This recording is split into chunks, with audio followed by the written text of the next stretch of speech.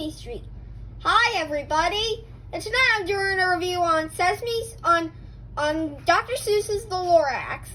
This book was released in 1971. I have the 2121 50th anniversary edition with me. So without further ado, let's get started, shall we? So it is the 2021 50th anniversary edition of Dr. Seuss's The Lorax. Here's the 50th anniversary medal.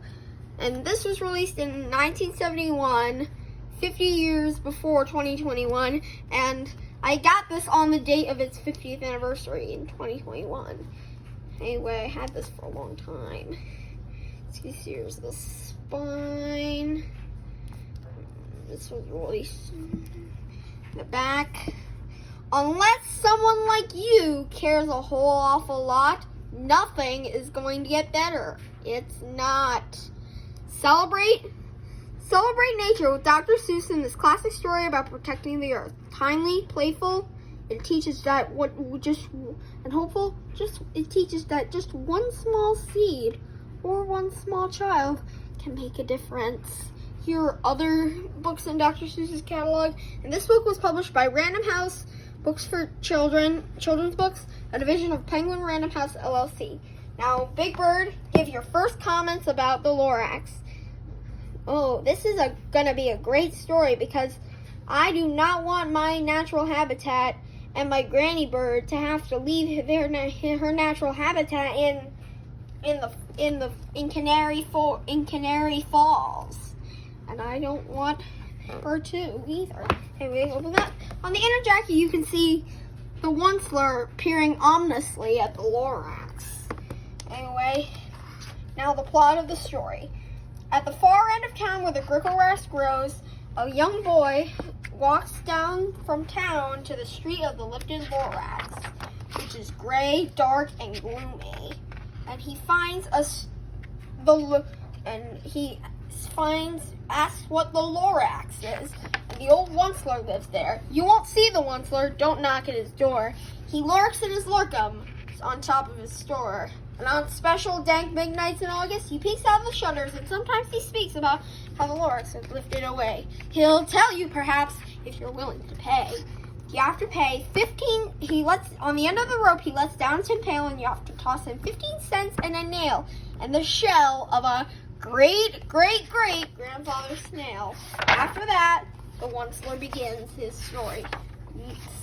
Several decades ago, when the grass was still green and the pond was still wet and the clouds were still clean and the sound of the song of the Swanee songs ran out of space, he saw Truffula Grove, which all the truffula trees were colorful and bright, and the and was inhabited by Swanee swans and brown barbaloots, frisking about in their barbaloot suits as they played in the shade and ate truffula fruits.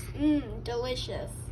From the rippulous pond came the colorful sound of the humming fish humming while splashing around. Look at those humming fish.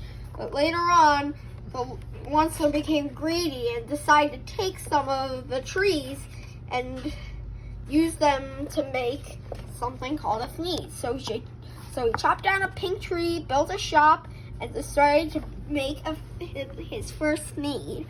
And this barbaloot is looking curiously at it. Later on, the Lorax popped out of the stump and demanded why the Lorax you made the Thneed. And then it's used for a shirt, a sock, a glove, a hat, a carpet, a pillow, a sheet, a curtain, or a cover for your bicycle seat. But then later on, a chap comes to the shop. A man comes to the shop and buys the Thneed, and he bought it for $3.98, or depending on where you live, it might be changed to pounds or euros. But then later on, the Once-ler invites his whole family to go to work at his factory, and then he invents the super axe hacker, which chops off 4 truffula trees in one smacker. The Lorax comes back to the Once-ler and tells him that the barbaloots are starving now with a lack of truffula fruits. Later on, the clouds get smokier and the Swami Swans can't sing.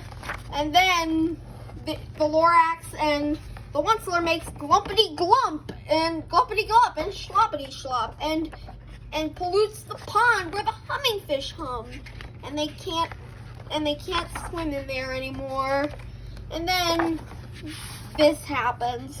The very last Truffula tree of all Truffula trees was smacked off its stump, and no more Thneeds for good.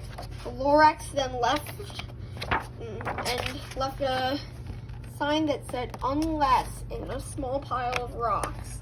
Later on, the Lorax finishes his story, he gives the boy the last Truffula seeds of them all and tells them, plant a new Truffula, treat it with care, give it fresh water, and feed it fresh air, give it clean water and feed it fresh air. Grow a forest, protect it from axes that hack, and then the Lorax and all of his friends may come back.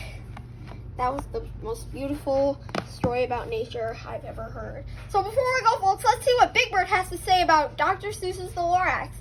I say it's a great way to protect our forests, to protect Canary Falls, and I think it is too.